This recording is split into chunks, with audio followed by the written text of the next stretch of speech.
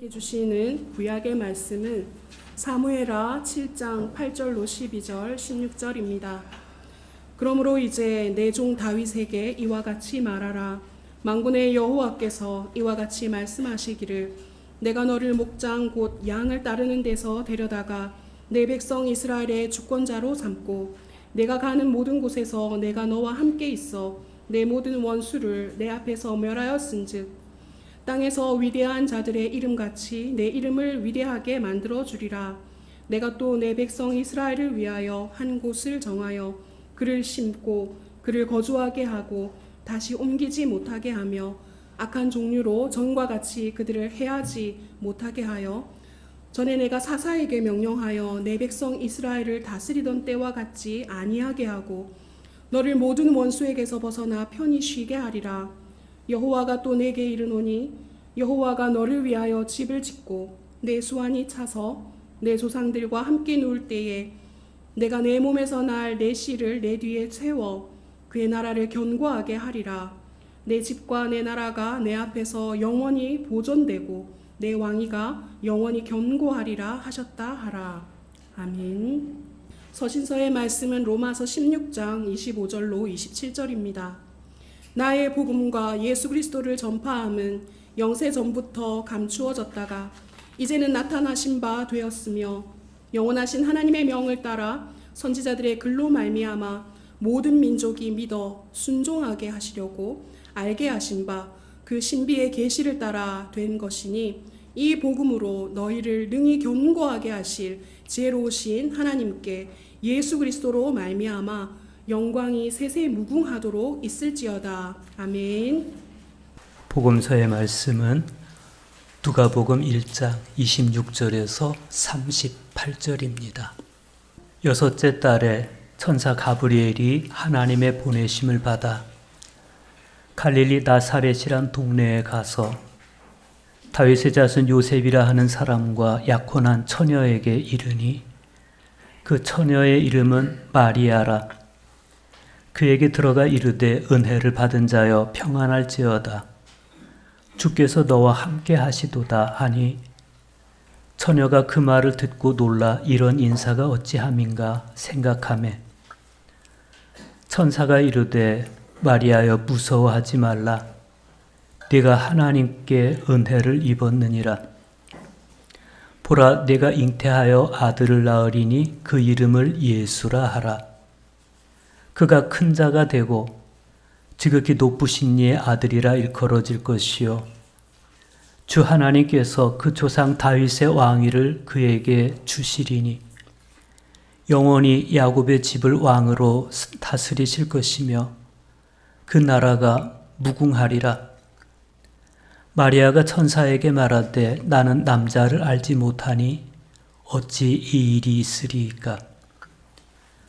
천사가 대답하여 이르되 성령이 네게 임하시고 지극히 높으신 이의 능력이 너를 덮으시리니 이러므로 나실 바 거룩한 이는 하나님의 아들이라 일컬어지리라. 보라 내 친족 엘리사벳도 늙어서 아들을 배었느니라. 본래 임신하지 못한다고 알려진 이가 이미 6달이 되었나니 대저 하나님의 모든 말씀은 능하지 못하심이 없느니라. 마리아가 이르되 주의 여종이오니 말씀대로 내게 이루어지이다 하매 천사가 떠나가니라. 아멘. 주님의 말씀입니다. 오늘 우리가 마침내 대림절 네 번째 초에 불을 붙였습니다. 어둠을 밝힐 빛으로 오시는 예수님께서 오늘 말씀을 함께 나누는 가운데 우리의 영적 시선도 밝게 해주셨으면 좋겠습니다. 그런데 때때로 빛이라든지 또 밝음이라든지 기쁨이라든지 또 희망 이런 단어들이 어떤 때는 가슴에 쏙 와닿지 못하고 공허하게 그냥 가슴 밖을 배회할 때가 많습니다. 가끔 그런 생각을 해봅니다. 구약 성경에 기록된 이 예언의 말씀을 듣던 사람들은 과연 그 말씀을 통해서 위로를 받으면서 살았을까? 까마득한 미래, 앞으로 몇백 년 후에 이루어질 약속의 말씀을 지금 붙잡고 그 말씀을 이스라엘의 위로로, 희망으로 받아들여서 오늘을 그 약속을 부여잡고 정말 살아낼 수가 있었을까? 대림절 하면 항상 떠오르는 인물들이 있어요. 예수님 오실 길을 닦았던 세례 요한, 내 얼굴도 떠오르고, 또 요한의 부친 사가랴와 요한의 어머니 엘리사벳의 얼굴도 떠오르고, 아기 예수님을 품에 안고 주여 이제는 말씀하신 대로 이 종은 평안히 눈을 감게 되었습니다. 주님의 구원을 제 눈으로 보았습니다. 라면서 감격스러워하던 시므온이라는 노인도 떠오릅니다. 그런데 이 대림절 말미에 가장 애잔하게 떠오르는 이름이 있다면 역시 요셉과 마리아가 될 것 같습니다. 이 무렵의 요셉을 생각하면 정말 가슴에 연민이 차오르죠. 결혼도 안 한 자신의 약혼녀가 임신했다. 그런 소식을 들었을 때 감당하기 어려운 충격을 받았을 겁니다. 이때의 요셉의 마음을 깊이 헤아린 화가가 있었습니다. 조르주드 라투르라고 하는 사람인데 그의 작품에는 촛불이 많이 등장한다고 해서 촛불의 화가라는 별명이 붙어 있습니다. 그래서인지 그 화가의 작품에는 항상 인간 내면이 깊이 있게 표현된다는 평가를 받고 있습니다. 그가 그린 요셉의 꿈이라는 작품이 있습니다. 작품의 배경은 마태복음 1장 18절에서 25절 말씀입니다. 아직 처녀인 자신의 약혼녀가 임신한 사실을 알고 요셉이 남모르게 파혼하기로 작정했을 바로 그 당시의 혼란스러운 요셉의 내면을 화폭으로 담아내고 있습니다. 요셉은 한 손으로 턱을 괴고 잠이 들어 있습니다. 무릎 위에 펼쳐진 책은 성경책인데 성경을 읽다가 잠이 든 것 같아요. 말씀 안에서 잠이 든 이 요셉을 하나님께서 사랑하십니다. 그래서 사랑을 상징하는 붉은 끈이 요셉의 가슴을 감싸고 있습니다. 그럼에도 요셉은 오른손으로 머리를 괴고 있습니다. 아주 혼란스럽고 무거운 요셉의 마음을 잘 표현하고 있습니다. 천사가 흔들리는 요셉의 마음을 붙들어 주듯이 다가와서 요셉의 오른손을 꼭 붙들고 있습니다. 그럼으로써 하나님과 인간이 하나 된 모습을 보여줍니다. 참 많은 것을 말해주는 그림입니다. 천사는 다른 한 손으로 요셉에게 주님의 뜻을 받아들이라고 설득합니다. 그런데 그 손바닥은 칠흑 같은 어두움이지만 손등은 빛으로 가득 차 있습니다. 주님을 따르는 것이 그렇습니다. 앞을 보면 캄캄한 어두움 같은데 뒤를 보면 빛이 준비되어 있습니다. 그래서 요셉은 비록 눈을 감고 있지만 시선의 방향만큼은 천사의 환한 얼굴을 놓치지 않고 있습니다. 이런 내면의 신앙 때문에 마태는 요셉을 의로운 사람이라고 평가해 줍니다. 어떤 사람이 의로운 사람입니까? 하나님을 향해 마음을 열고 살면서 그 뜻을 위해 자기를 내놓는 사람이 의로운 사람입니다. 한동안 마음이 흔들렸던 요셉은 꿈에 천사를 만난 후에 마리아를 아내로 맞아들입니다. 그런데 대림절이 다 지나고 성탄을 하루 앞둔 오늘 우리가 주목해야 될 진짜 인물은 요셉의 약혼녀인 마리아입니다. 10대 초반에 불과했던 한 소녀가 하나님께서 이끄시는 역사의 한 복판에 섰다라는 사실은 아무리 생각해도 경이로움 그 자체입니다. 오늘 복음서의 말씀은 이렇게 시작됩니다. 누가복음 1장 26절에서 29절입니다. 여섯째 달에 천사 가브리엘이 하나님의 보내심을 받아 갈릴리 나사렛이란 동네에 가서 다윗의 자손 요셉이라 하는 사람과 약혼한 처녀에게 이르니 그 처녀의 이름은 마리아라. 그에게 들어가 이르되 은혜를 받은 자여 평안할지어다. 주께서 너와 함께 하시도다 하니 처녀가 그 말을 듣고 놀라 이런 인사가 어찌함인가 생각하며 그랬어요.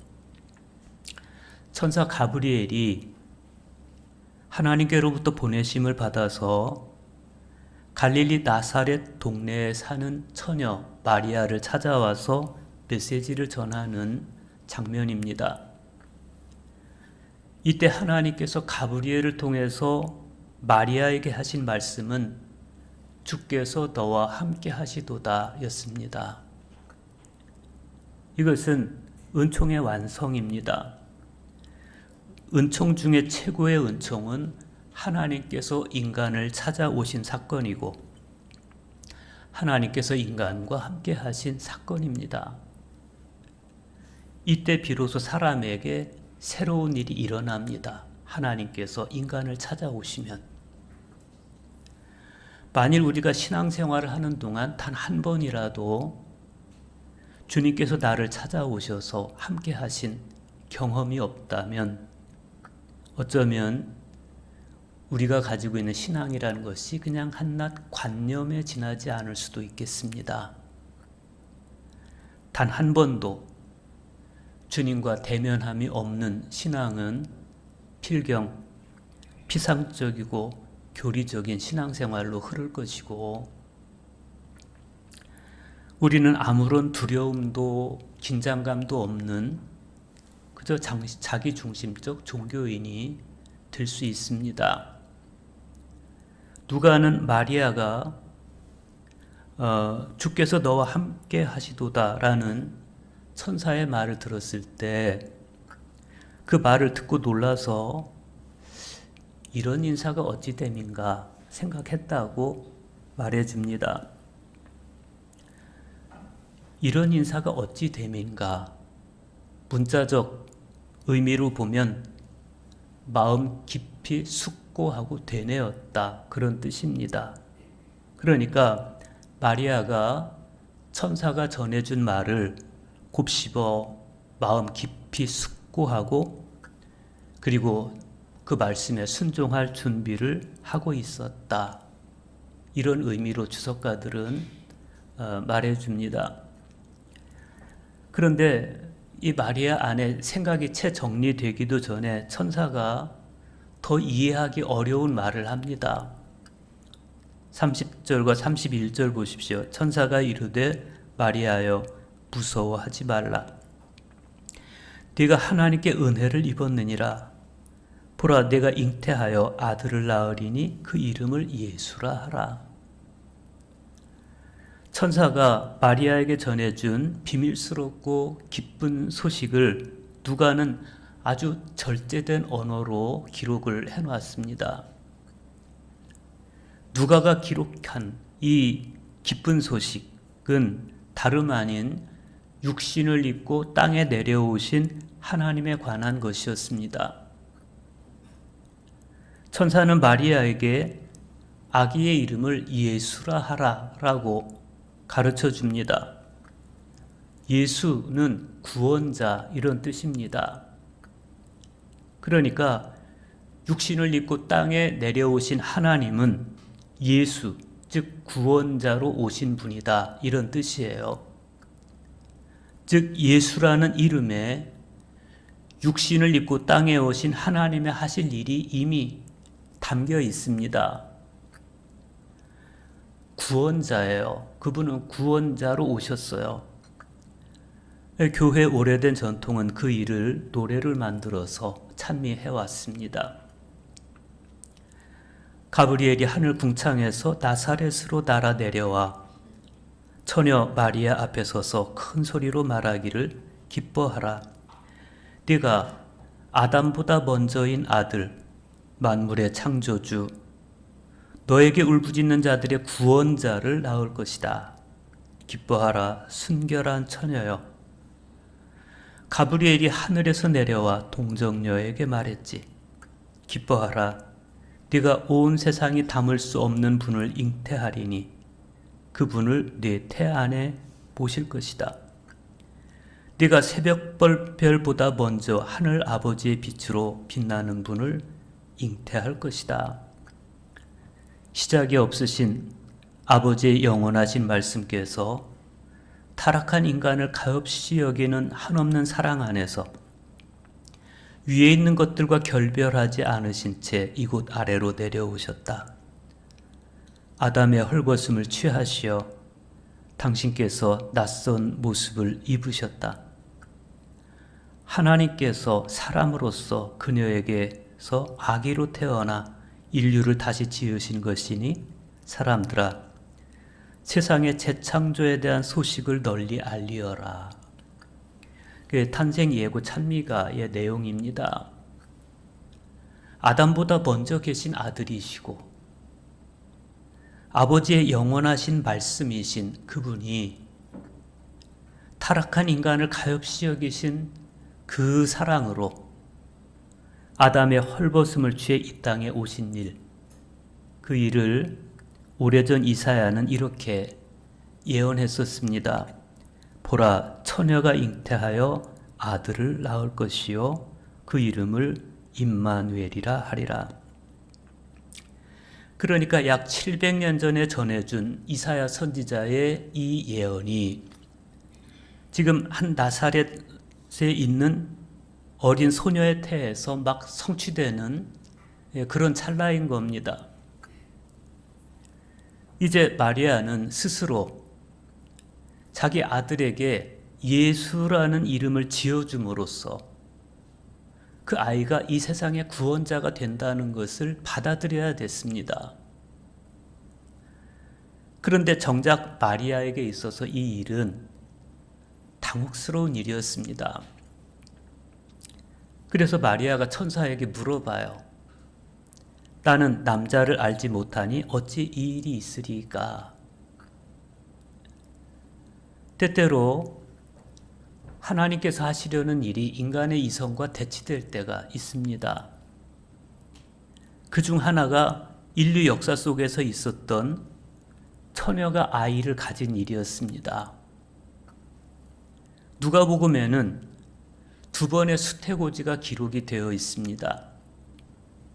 하나는 예수님 탄생 예고보다 6개월 먼저 있었던 세례 요한의 탄생 예고이고, 하나는 오늘 우리가 함께 읽은 예수님 탄생 예고입니다. 이 2번의 수태고지는 의학적으로 불가능한, 그래서 당연히 당사자들은 의문을 가질 수밖에 없는 고지였습니다. 그래서 사가랴도 마리아도 수태를 고지하러 온 이 천사에게 질문해요. 사가랴는 내가 이것을 어떻게 알리요? 라고 물었고 마리아는 어찌 이 일이 있으리까? 라고 묻습니다. 당연한 질문입니다. 사가랴의 아내 엘리사벳은 나이가 많은 할머니였습니다. 잉태가 불가능한 나이였습니다. 그리고 마리아는 결혼 안 한 처녀였습니다. 잉태가 불가능합니다. 그런데 이 두 질문에 대한 천사의 응답은 대조적이었습니다. 사가랴는 그 질문으로 인해서 말을 못하게 되는 벌을 받고 마리아는 성령과 말씀의 능력에 관한 설명을 듣게 됩니다. 이 비슷한 두 질문에 대한 천사의 응답이 왜 이렇게 각각 달랐는지, 왜 사가랴는 벙어리가 되고 왜 마리아는 응답을 받았는지 알 수 없는데 추측해 보자면 당시 천사의 방문을 받아들이던 두 사람의 영적 위치가 아주 달랐다는 것. 당시 예루살렘 성전의 제사장이었던 사가랴는 이삭이라든지 사무엘이라든지 삼손이라든지 이런 사람들처럼 하나님께서 특별한 은총을 베풀어서 잉태하게 하셨던 사례를 잘 알고 있었습니다. 게다가 사가랴와 엘리사벳은 하나님께 아이를 낳게 해달라고 오랫동안 기도해왔던 사람들입니다. 그런데 정작 기도에 대한 응답이 주어졌을 때 그들은 믿음으로 반응하지 않고 증거를 요청해요. 증거를. 그런데 마리아에 대해서는 사회적 신분을 언급하고 있지 않습니다. 그냥 나사렛 시골에 사는 평범한 어린 처녀인 거예요. 그런데 당시 여자들은 율법을 배울 수 없었고 또 배워서도 안 됐습니다. 거룩한 문서는 오직 남자들만 접근할 수 있었고 심지어 기원 후 90년경에 랍비 엘리아잘은 딸에게 토라를 가르치는 사람은 딸에게 방종을 가르치는 것이다 라고 명제를 정할 정도로 여자들은 말씀에 접근할 수가 없었습니다. 이렇게 영적 상황이 달랐습니다. 사가랴는 제사장이기 때문에 말씀을 알고 있었고 마리아는 말씀에 접근할 수 없었습니다. 그럼에도 불구하고 마리아의 질문과 사가랴의 질문에 차이가 있어요. 사가랴의 질문이 약속에 대한 증거를 요청한 느낌이라면 마리아의 질문은 약속하신 그 일이 어떻게 일어날 수 있습니까? 라고 설명을 요청한 거예요. 많은 은혜를 받았음에도 불신을 떨치지 못한 사가랴와 평범하고 어린 시골 처녀였지만 하나님의 뜻에 마음을 열고 깨달음을 원하는 마리아의 태도는 아주 대조적입니다. 이렇게 믿음으로 반응한 마리아를 향한 천사의 대답에서 우리는 하나님의 두 가지 능력을 보게 됩니다. 늙어서 아이를 낳을 수 없었던 엘리사벳도 남자를 전혀 알지 못하던 어린 처녀인 마리아도 아이를 낳게 해주실 수 있는 분이 하나님이십니다. 먼저 천사는 마리아에게 성령께서 내게 임하시면 네가 잉태할 수 있다고 말씀합니다. 성령이 내게 임하시고 지극히 높으신 이의 능력이 너를 덮으시리니 이러므로 나실 바 거룩한 이는 하나님의 아들이라 일컬어지리라. 태초에 창조가 시작되던 때 하나님의 영이 수면을 운행하셨다던 말씀을 생각나게 하는 대목입니다. 하나님의 영이 우주를 창조하는 힘이었듯이 하나님의 영이 아직 처녀인 마리아의 태 안에 거룩하신 하나님의 아들을 창조하실 것이다. 이런 거예요. 그리고 이어서 천사는 엘리사벳에 관한 이야기를 마리아에게 들려줍니다. 36절과 37절 보십시오. 보라, 내 친족 엘리사벳도 늙어서 아들을 배었느니라. 본래 임신하지 못한다고 알려진 이가 이미 6달이 되었나니 대저 하나님의 모든 말씀은 능하지 못하심이 없느니라. 수태하지 못하는 여인이던 엘리사벳이 잉태한 지 벌써 6달이나 되었어, 이런 거예요. 그런데 그녀가, 할머니인 엘리사벳이 아이를 뵐 수 있었던 힘은 하나님의 말씀의 능력이었다라고 말해요.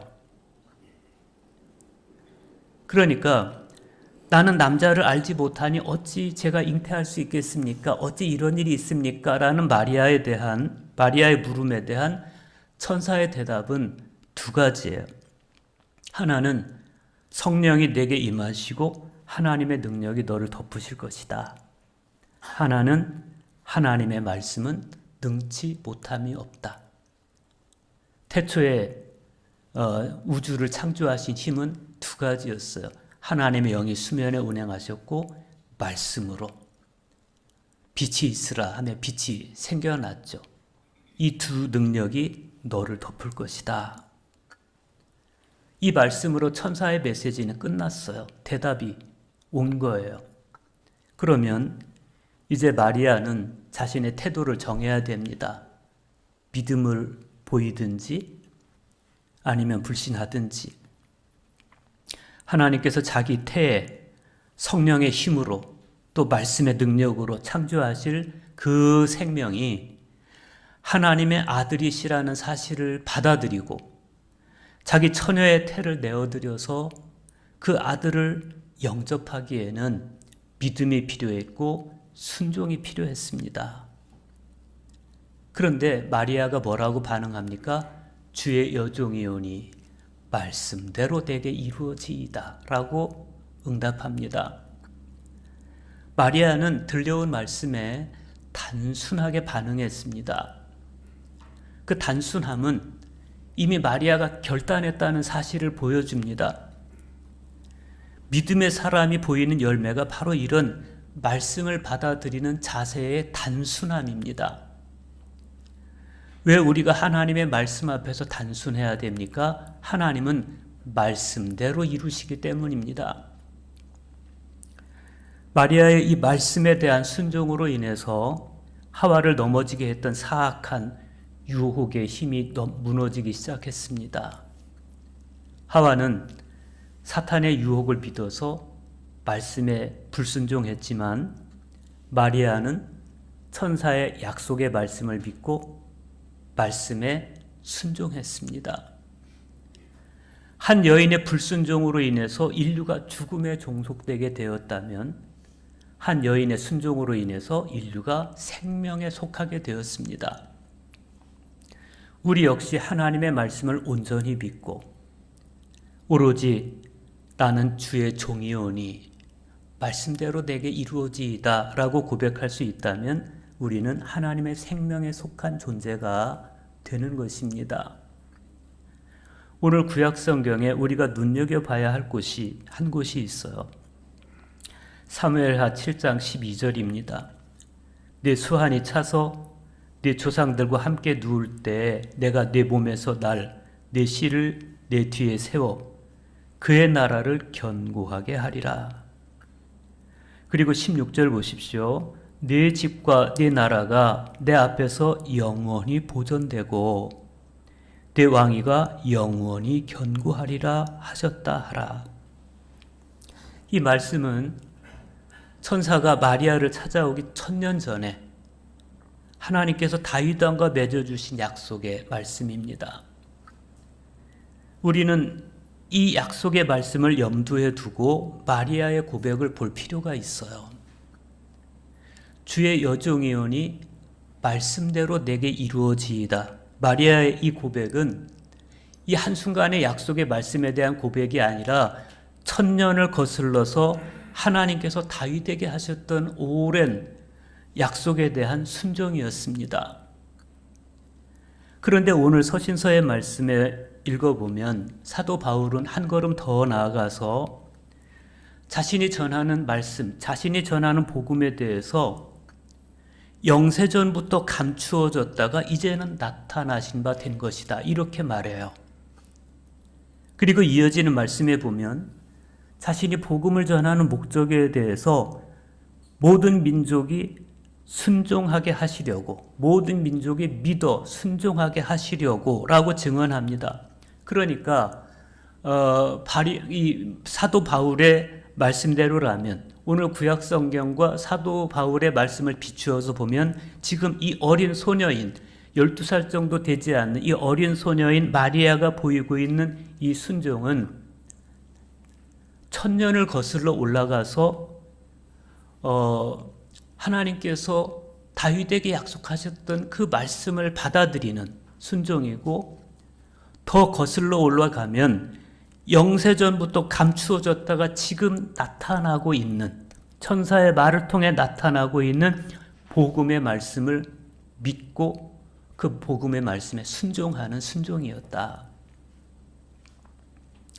바로 이 마리아의 이때 순종이 그로부터 2000년 후를 살아가고 있는 오늘 저와 여러분을 구원하는 구원자를 보내시게 된 거예요.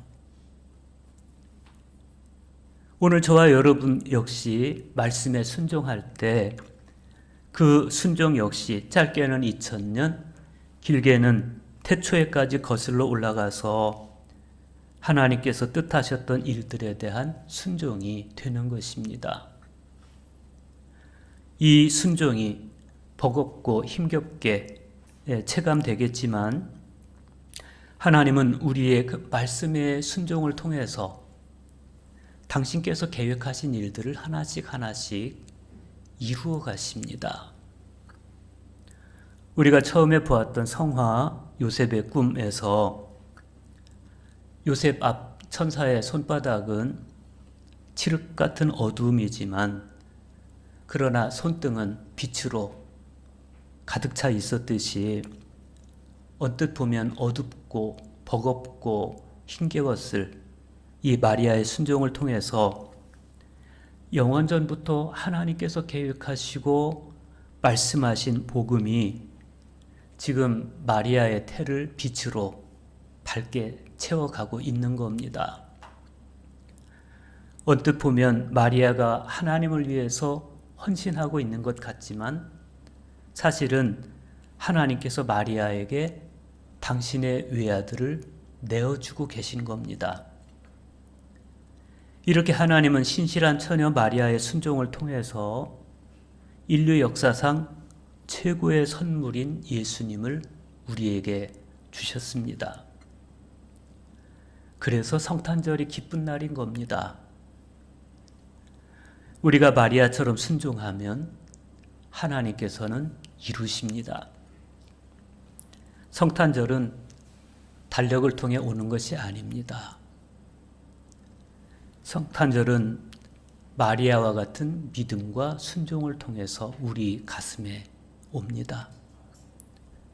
마리아가 주의 여종이오니 말씀대로 내게 이루어지이다 하면서 자신의 태 안에 복음을 받아들였듯이 우리도 주의 종이오니 말씀대로 내게 이루어지이다 하면서 우리 마음 중심의 복음을 받아들이면 성탄절이 내 안에 이루어지는 것입니다.